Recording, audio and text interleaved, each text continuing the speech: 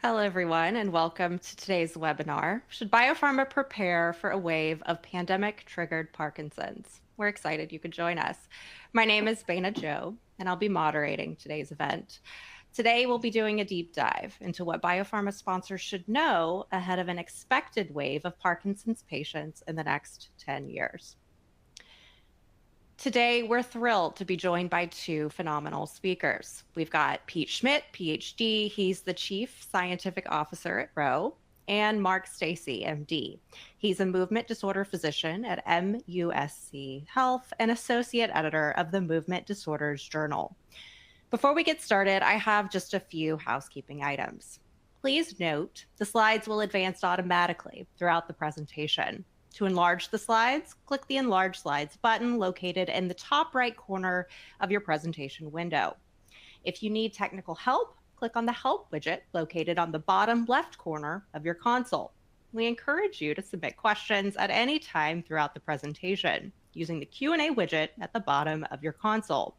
We'll try to answer these during the webcast, but if a fuller answer is needed or if we run out of time, it'll be answered later via email. Please know we do capture all questions. To kick off, I'd love to ask each of our speakers to give a quick intro of themselves and their work. Pete, would you like to go first?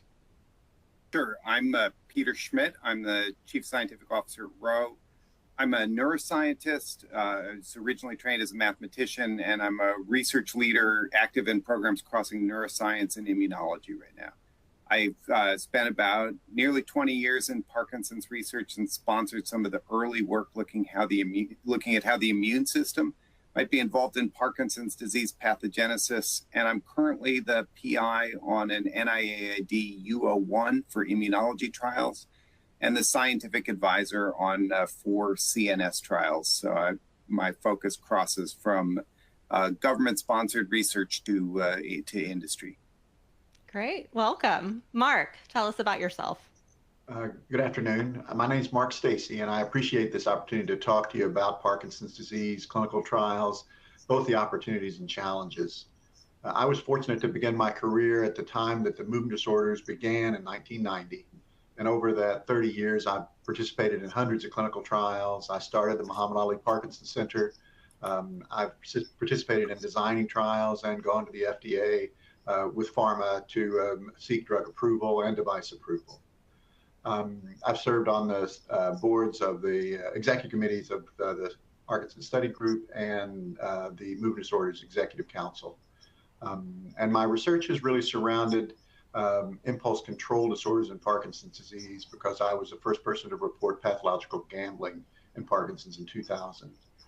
I've known Pete for many years. When I was at Duke University, he was the Chief Scientific Officer of the Parkinson Foundation. And in 2018, he joined me at East Carolina University, where we served as the Dean and Vice Dean of the medical school. The focus of this medical school mission was really public health. And when the pandemic hit, Pete marshaled all of his resources to really look at the risk of COVID-19 and the development of Parkinson's disease in a well-known animal model of Parkinson's. I'm glad to be here. Great, thank you. Welcome to you as well. Now let's dig right into it, shall we? So I'd love to start by having you talk about the study you recently did, and more broadly, the research question at the heart of it. What led you to explore the possible links between COVID-19 and Parkinson's? So soon after the pandemic hit, the government approved the CARES Act, and out of those, which put an enormous amount of money into the field to support research and care for patients, and $15 million came to our institution to support research into COVID-19. And we looked at a number of different things we could do. We got some genetic sequencing equipment so that we could look at variants. And we improved our BSL-3 lab. We had a BSL-2 lab, and we improved it to BSL-3 so that we could conduct research. And with the opportunity to do the research in that lab, I thought because of my background, I could organize a study to look at the connection between basal ganglia damage and COVID-19 infection. Richard Smeeney, who is the chair of neuroscience at Thomas Jefferson University in Philadelphia, has been a longtime colleague of mine, and he had done a lot of the early work on the molecular biology of of viral infections that cause basal ganglia damage. And I reached out to Rich and I said, we have an opportunity here to investigate a new pathogen in an old model. So that old model stems from the increase in movement in Parkinson's disease that was identified in the 1930s and 1940s. That was really first identified by a group at Mass General. It was confirmed by a group at Columbia, looking at an increase in PD in that time frame in the 1930s and 1940s. And using history and medical records, they linked this to an infection around the time, in post-World War I America. So they at first people were unsure whether it was the 1918 pandemic flu or whether it was the worldwide pandemic of the less well-known von Economo encephalopathy. So they identified this connection. They recognized that there was this increase in Parkinson's disease that resulted from these infections, and it kicked off this multi-decade-long medical mystery story where they investigated how we could connect the infection to the rise in Parkinson's disease.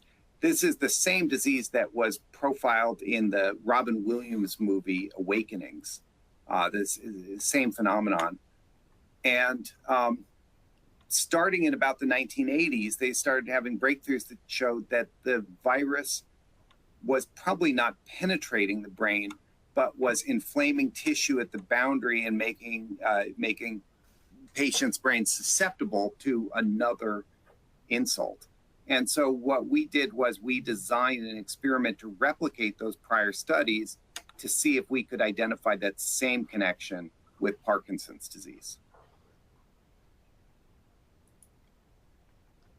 Mark, would you like to add anything? Not a lot to add, but I'll remind everybody that this COVID-19 pandemic is the public health crisis of our century. And it's good to think about the previous century and that pandemic to see what we can learn from it.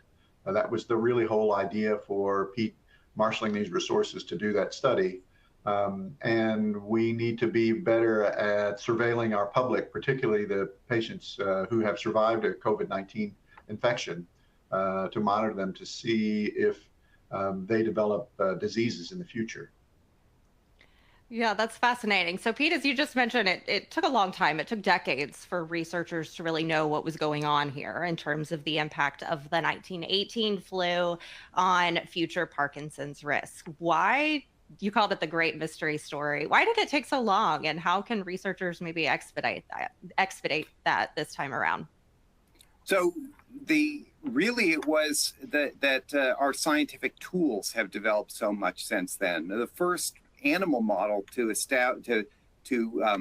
suggest a link mechanistically was done in the 1980s, and that was done with the inhalation of a virus by mice in a lab, followed by a neuropathological examination. And really, they were only able, even in the 1980s, they only were able to identify gross features of it. With the development of things like microfluidic chambers and more advanced neuroscience, by the early 2000s, we were able to show those molecular pathways in play. So we benefit from that long history of development of tools and technologies.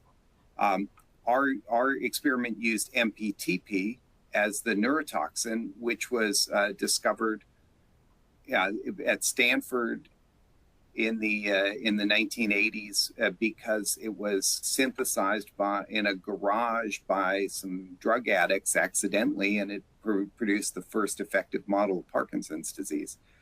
So there are all sorts of things, some from observation of things that happened out in the world, and some from this deeper insight, some from really the tool development that have made it possible for us to identify these things early. Imagine what we could have done if in the 1920s they'd identified that there was going to be this growth in Parkinson's disease in the 30s. They could have put more effort into developing treatments for them.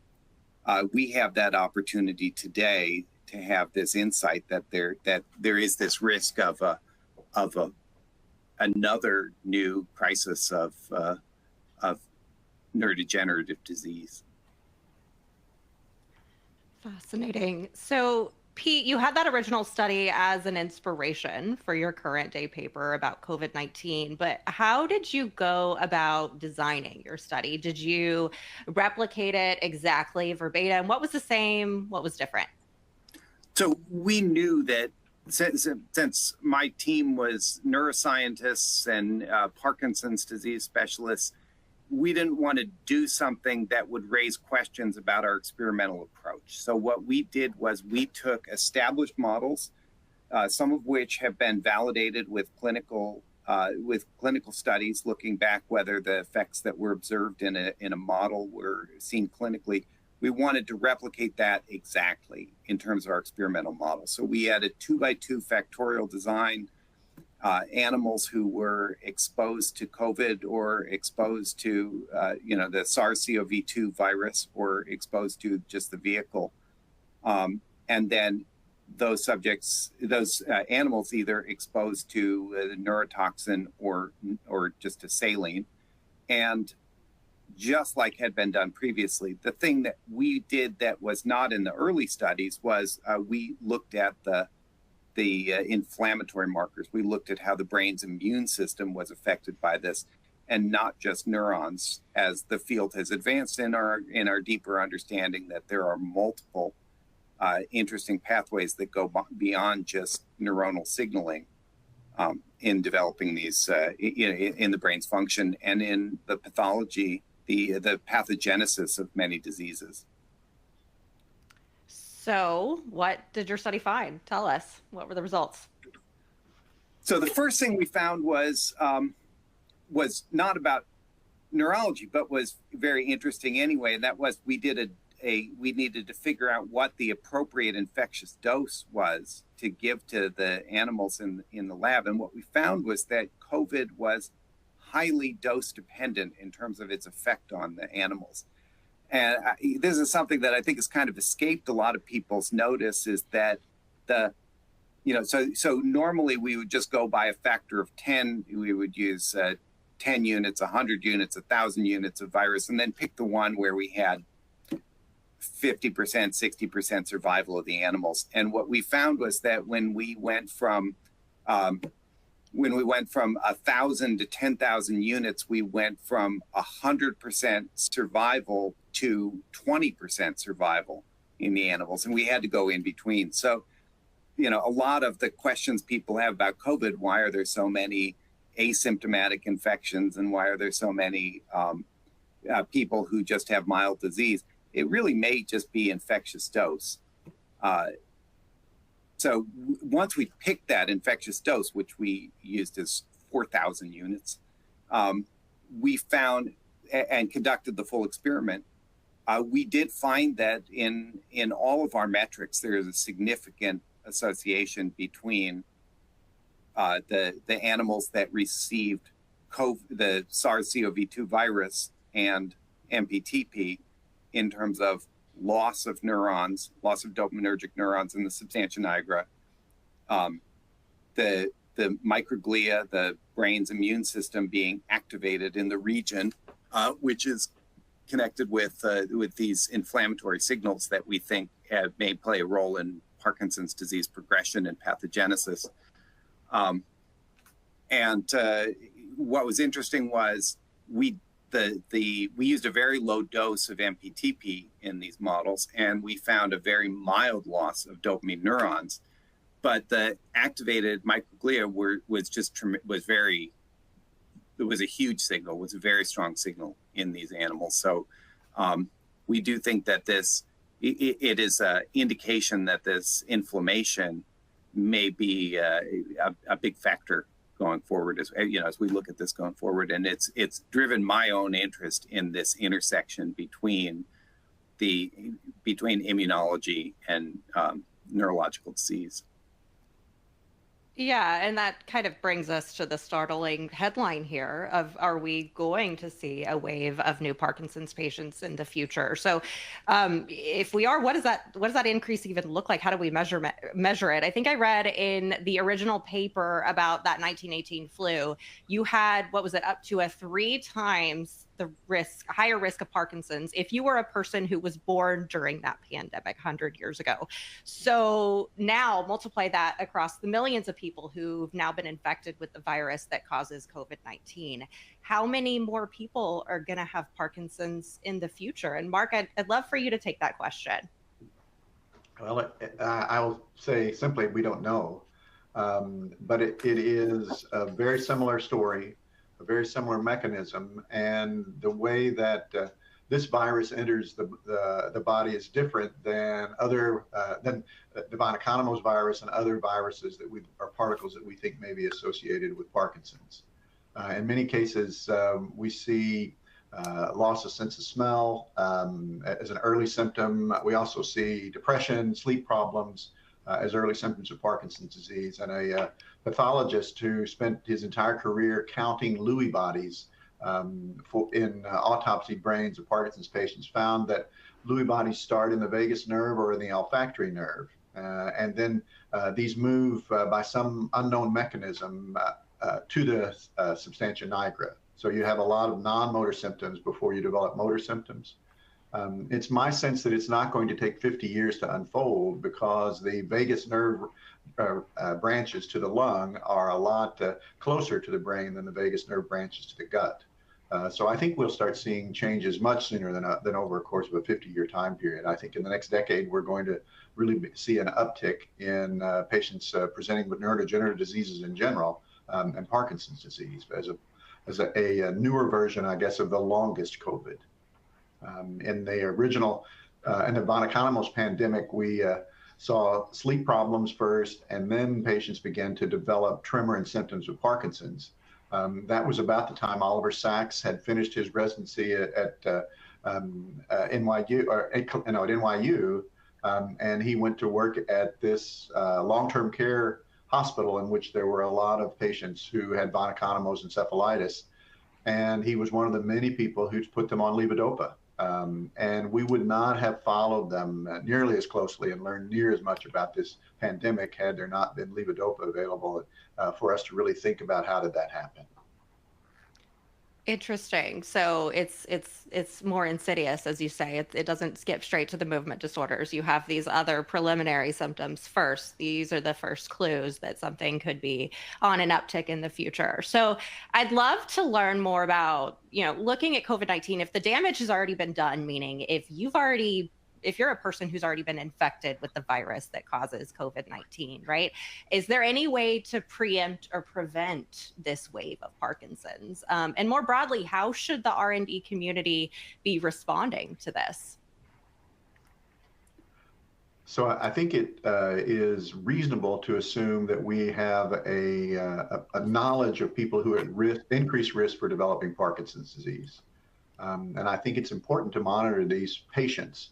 And we've not put anything in place to have long-term monitoring of patients who were exposed to COVID-19. But I think that's the place to start.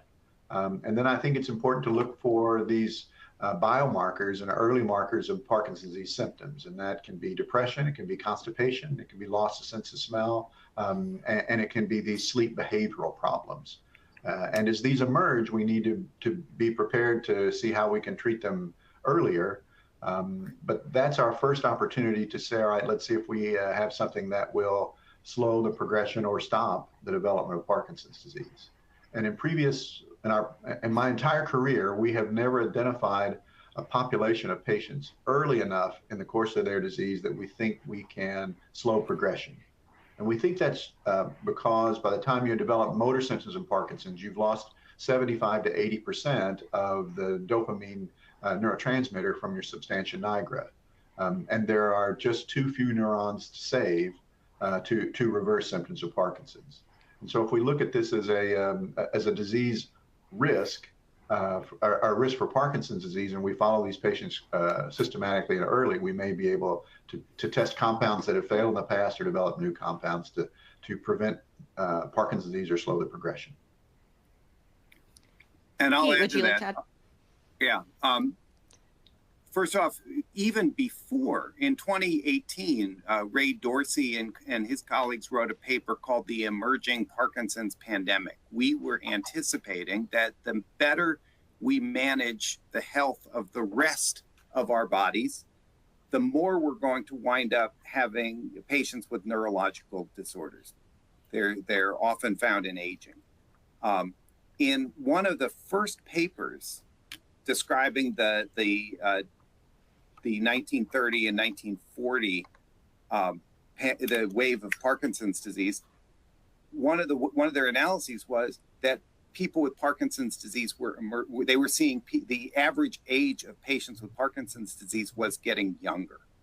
And so what we are anticipating that there's going to be this worldwide growth in Parkinson's disease. Many of the cases will be in places that are difficult to get care to. And we have a risk that if these findings are accurate, if these findings accurately predict a post-COVID increase, that we may see that dynamic that was seen in the 1930s of the disease appearing at a younger age. Not just more of it, but more of it in younger people. So the challenges that we'll face with that are not just about preventing the emergence of the disease, but getting people the best care that they can get, getting the care that you can get by going to a great clinic like Mark's today in those underserved areas, in those areas that are hard for us to reach and are hard for us to get great care to now. The life of a person with Parkinson's disease, especially early on, can be really well managed in the hands of an expert clinician.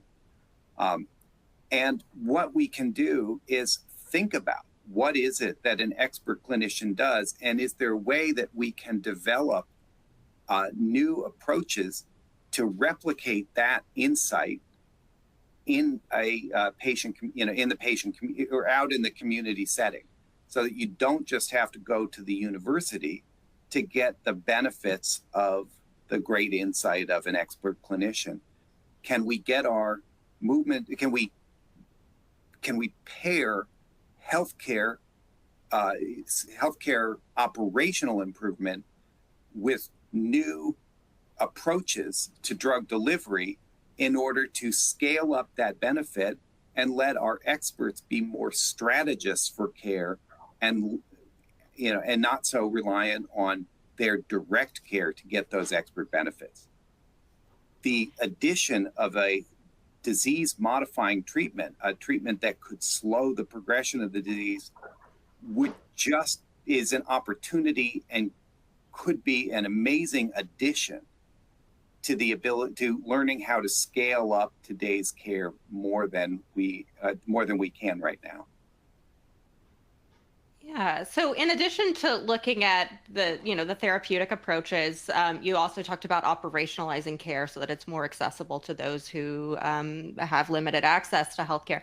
What about the opportunities here diagnostically? So if we have this runway of 10 years, potentially to manifest disease with those earlier symptoms of constipation, sleep problems, all of that, what are the opportunities here diagnostically?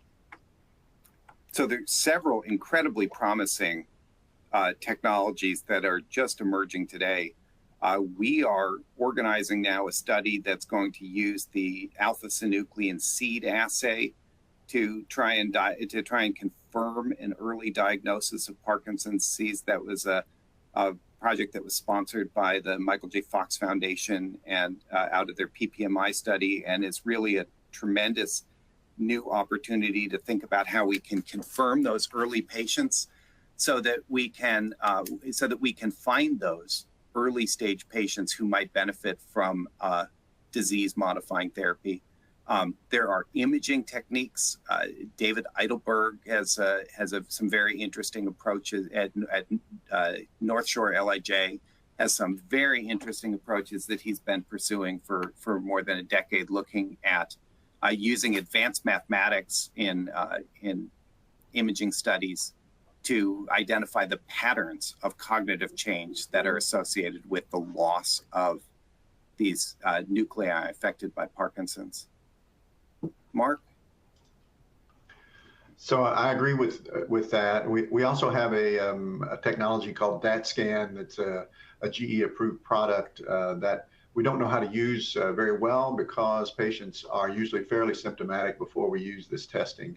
And I think that this is an opportunity to really assess from a more early quantitative state of when you begin to lose the dopamine transporter in Parkinson's disease. And that will become a much more frequently utilized marker as we try to screen for these very early patients. When DAT-Scan and this technology became available many, many years ago, it was the belief of the community that we should not use these tools to screen out patients to improve the likelihood that we would find enough power to see a change in a neuroprotective trial. That was unfortunate, and I think we've learned a lesson, and we're better prepared to move forward with more measured use of these technologies. And also, I'll add wearable devices and can be very useful for identifying not just Parkinson's disease, but treatment effects of Parkinson's disease. The Apple Watch was used in a study to identify fluctuations over time. One of the challenges with Parkinson's is that medication effects can fluctuate over a span of several hours, and patients can't come to the clinic for several hours, so they will generally only be seen during one slice of their medication cycle. And a wearable device can give information to a clinician that says, here's where we're seeing changes, here are where things are changing. There's a number of studies now. There's a product called the Emerald that's been covered, and it has been in TED Talks and can be mounted on your wall and can track movement speed without wearing anything and without the loss of data collection while a watch might be charging. So you can kind of get 24-hour data recording for people for when they're in their home with a device like that. There are really tremendous opportunities in these in the actigraphy space where we're tracking motion and other biomarkers that you can detect from a worn sensor or a wall-mounted sensor. I agree with that, although this is not really a marker for Parkinson's disease, but we need to come up with better real-time and real-life assessments in Parkinson's. Despite being a member of the Parkinson Study Group, I think the Parkinson Study Group, by using the Unified Parkinson's Disease Rating Scale, has driven this in-office gold standard assessment for Parkinson's disease to a point that it's very difficult for newer technologies to take over. And we need to begin to take advantage of these newer technologies for outcome measurement and quit requiring patients to come to our exam rooms for clinical trials. One of the things we found is that patients in all clinical trial areas, at least when I talk to my friends, don't like to come in for Parkinson's visits as a part of a clinical trial setting. And the pandemic is what made that happen. Two things. One is people were afraid to get out, and the other is that we now can do a lot of visits over a computer screen. And so if we have technologies that will measure Parkinson's mobility in a real life setting, we can limit the number of visits for patients to come in. We can limit the number of physicians required to do these assessments, and we can be more likely to recruit trials in numbers that are needed. And I want to highlight, I've been involved in telemedicine for a long time. I was a co-PI with Ray Dorsey on the national telemedicine study for Parkinson's disease study that we did. But telemedicine is a tool in a vision for scaling up care and scaling up. It's a critical tool for use in trials. But when we think about what the next generation of Parkinson's care is going to look like, we need to think about how we take the time that an expert physician has to dedicate to management and increase the number of patients who benefit from it. Telemedicine will be part of that because we need to bring people, we need to connect patients and experts, but we need to think in terms of the Project Echo model, where there's some mentorship, there's some help to a physician who's on the ground in the patient's community, can understand what are the options for exercise. So expert can say, you need to get out and engage in activities, and a local person can say, and let me help you with local resources for that. So we need to think about this in terms of being a contributor to a scalable model.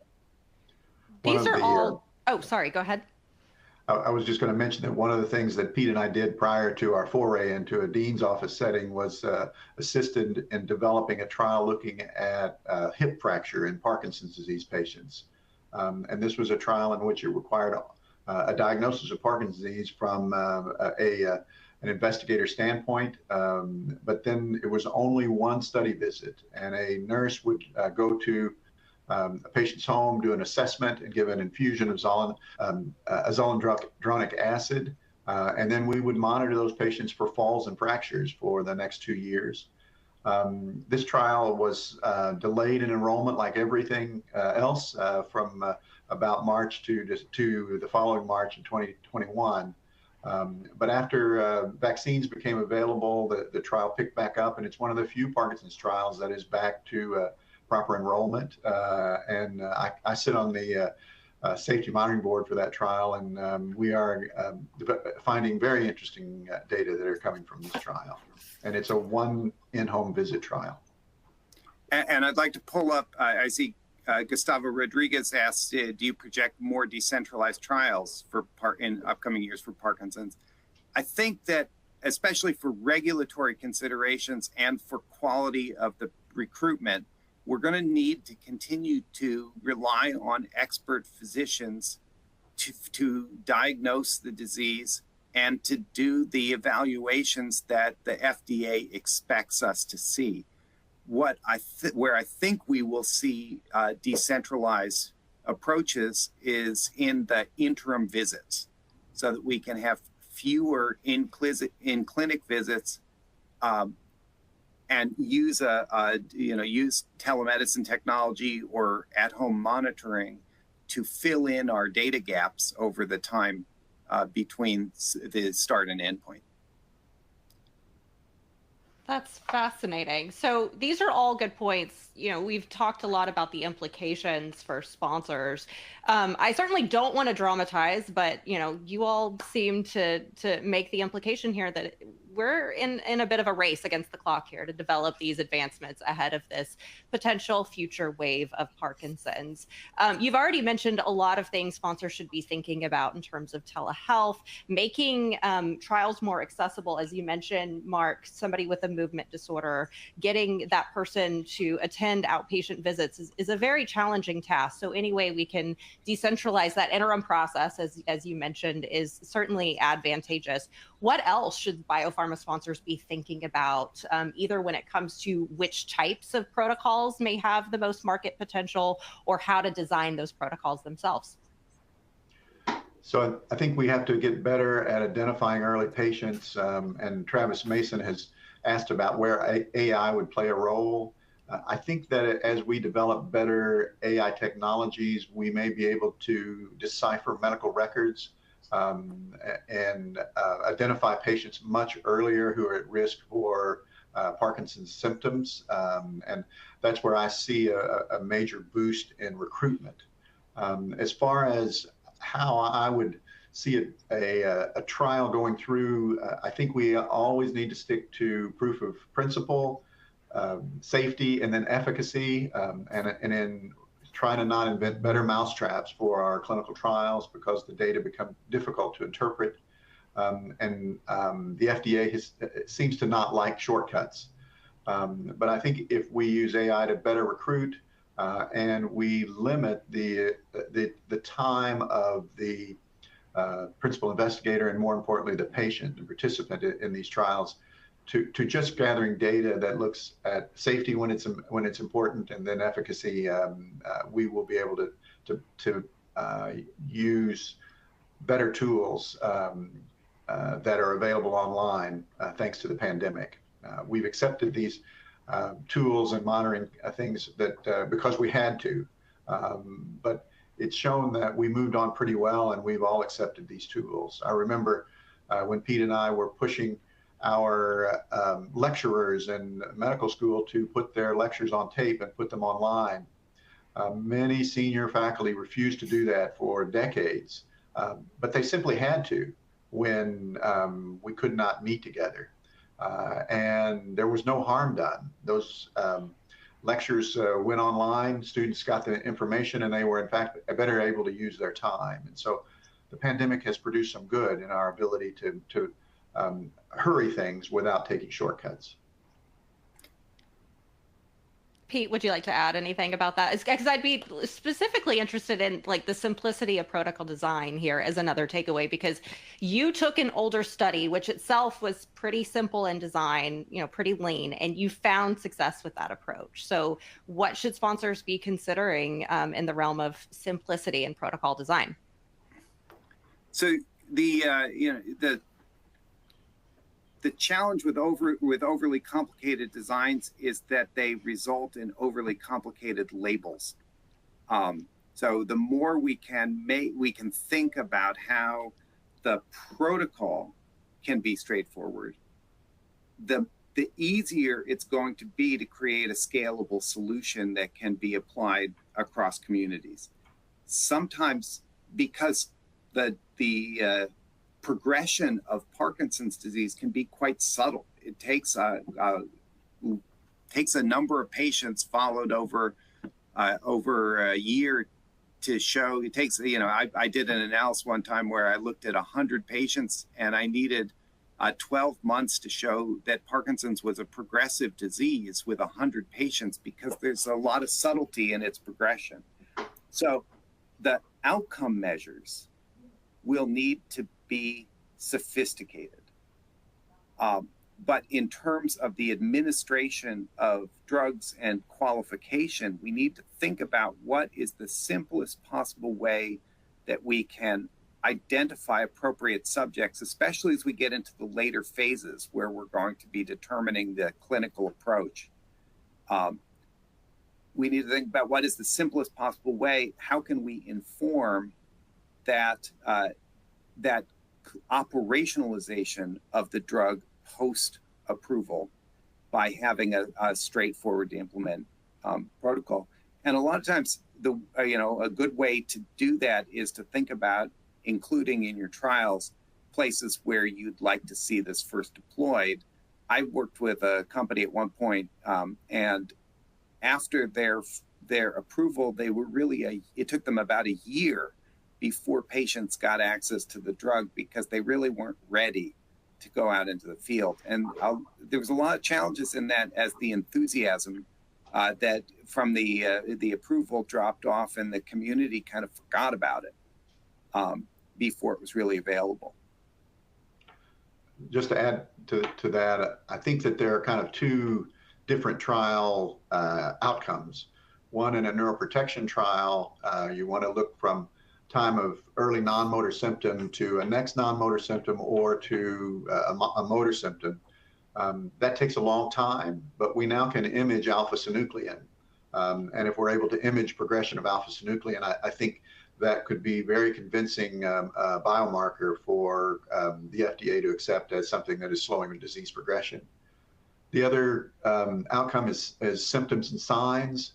And we learned in the 90s and maybe even the 80s that we would rather have drug approval labels that say symptoms and signs of Parkinson's disease than dyskinesias in Parkinson's disease or wearing off symptoms in Parkinson's disease, because the label becomes more restrictive. And so I think symptoms and signs need to be expanded to include, from an FDA standpoint, what is well accepted in the academic community, that there are many, many non-motor symptoms of Parkinson's disease, and we've defined them very well in the last 20 years. So, and as mechanistic studies develop, as mechanistically targeted therapies are introduced, there are going to need to be evaluations of those mechanisms before those drugs are used. And we need to think about what healthcare needs to look like to streamline that. And that's going to happen not just in Parkinson's disease, that's going to happen across medicine.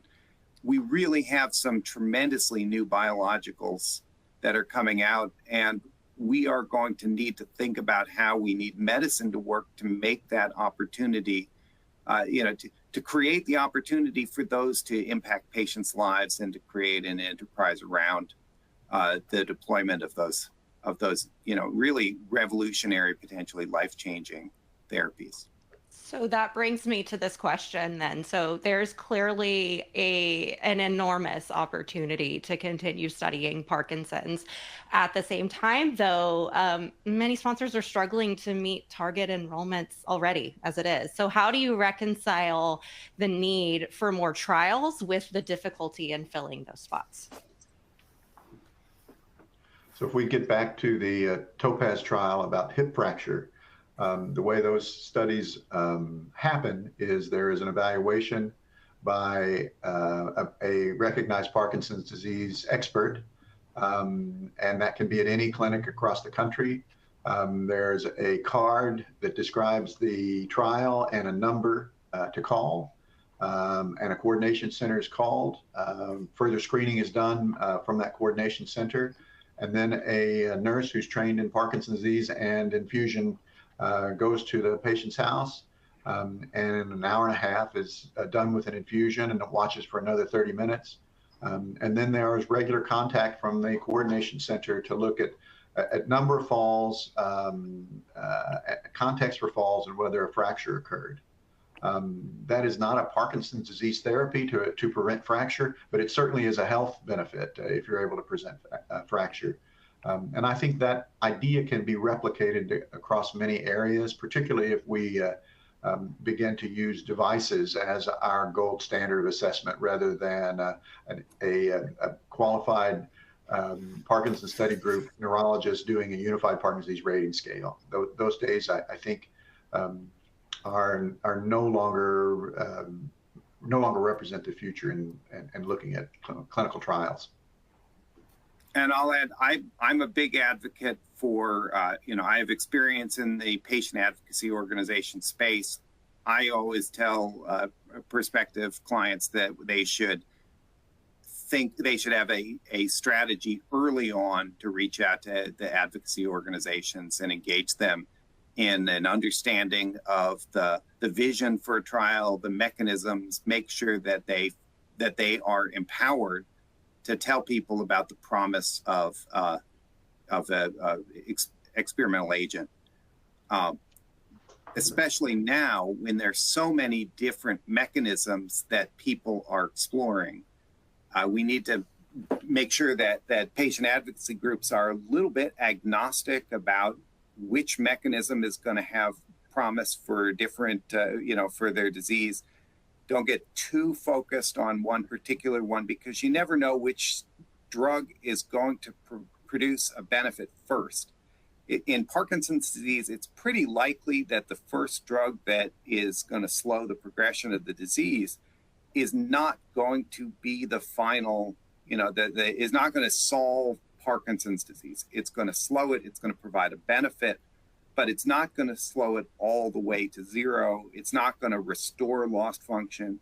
So we are going to have a series of breakthrough developments, and we may wind up having essentially a cocktail of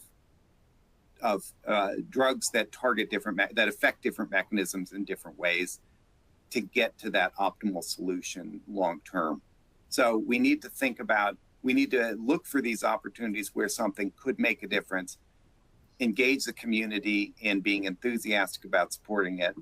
Think about our outreach into underserved communities. We need to show that these drugs can be deployed in a variety of environments, including worldwide.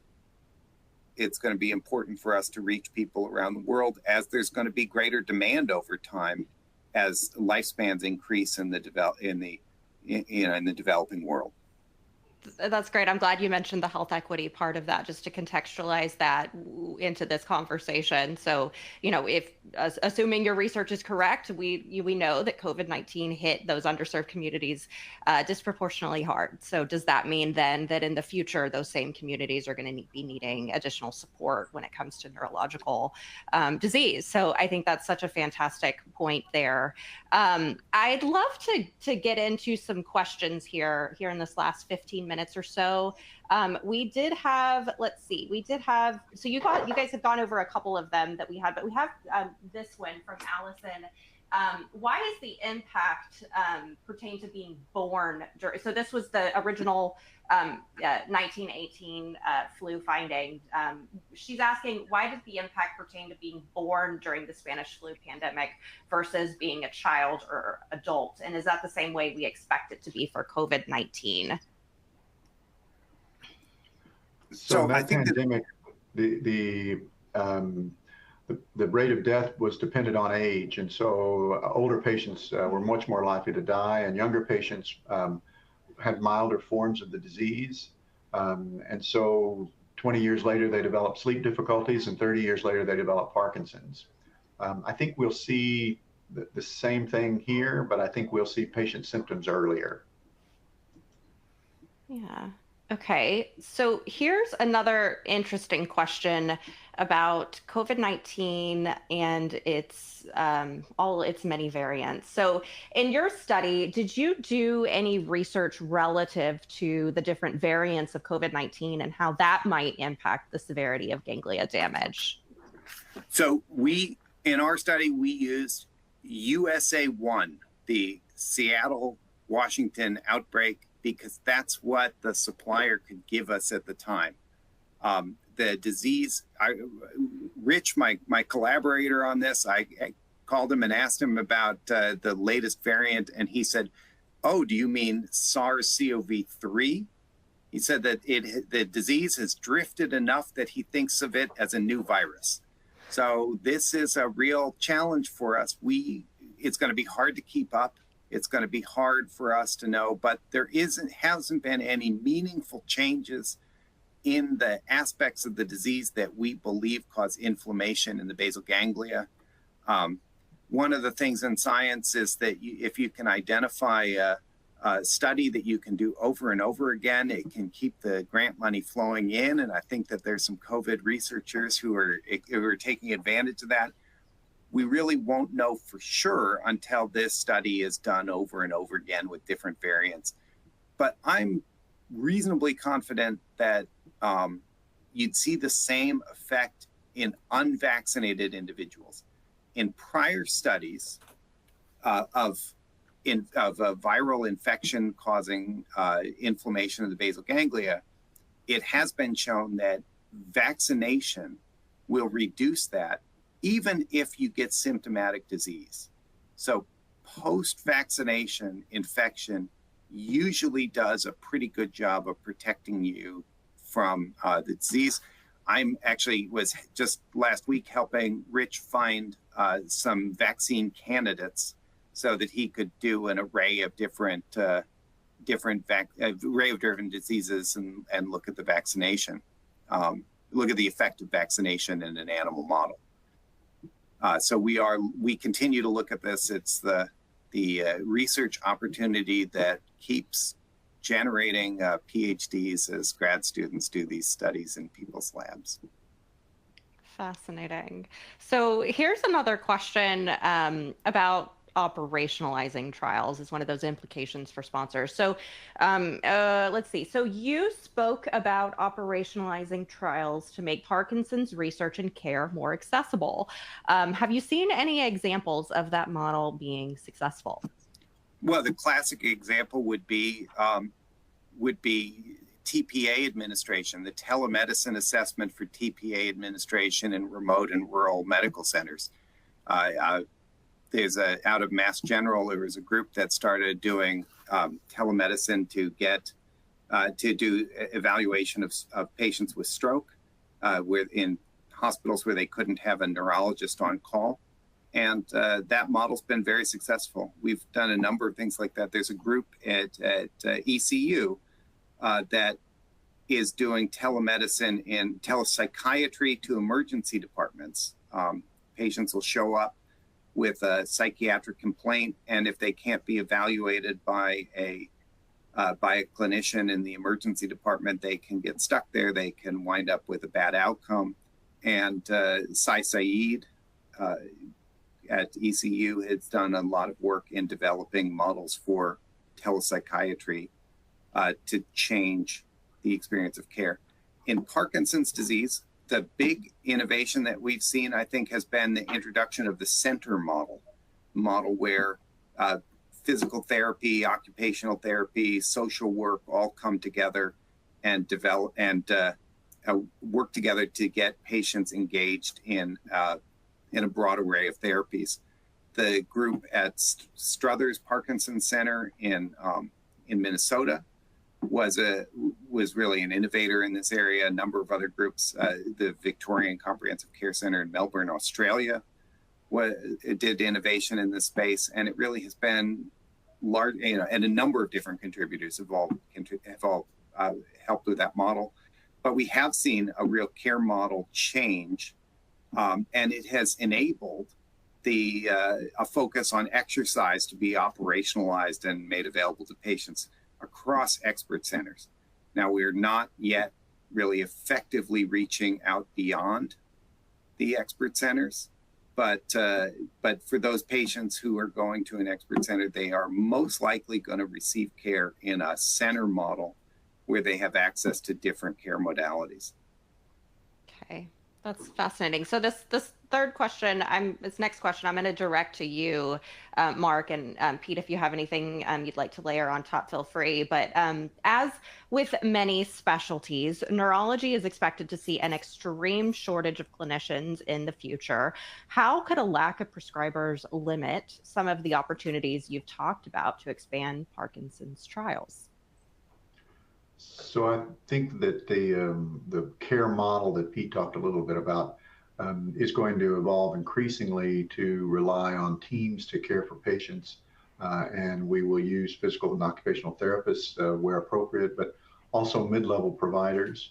And mid-level providers can do all of the work that a physician can do, and a physician is going to provide oversight for those mid-level providers. And so I can see us developing a subspecialized nurse practitioner or physician assistant. We already are developing subspecialized or physician's assistants that are interested in neurology or in internal medicine or surgery. And I think developing a Parkinson's expertise or a movement disorders expertise has to happen there. That will allow more flexibility in when and where and how often evaluations can occur. And as we begin to explore this physician assistant concept a little further, I think that we will probably develop technicians or physician technicians that will report to physician's assistants that will report to physicians, because that's the only way we're going to be able to deliver highly specialized care. And it's a paradox, but the less you spend doing general things, the more you can learn about a specific disease. And so a Parkinson's assistant technician can really learn everything he or she needs to learn about Parkinson's disease and be very good at keeping these trials moving forward. So there's a group at Penn that developed a Parkinson's nurse training program, and that was run by the Parkinson's Foundation for a number of years. Larry Elmer at the University of Toledo had a PA program for Parkinson's disease.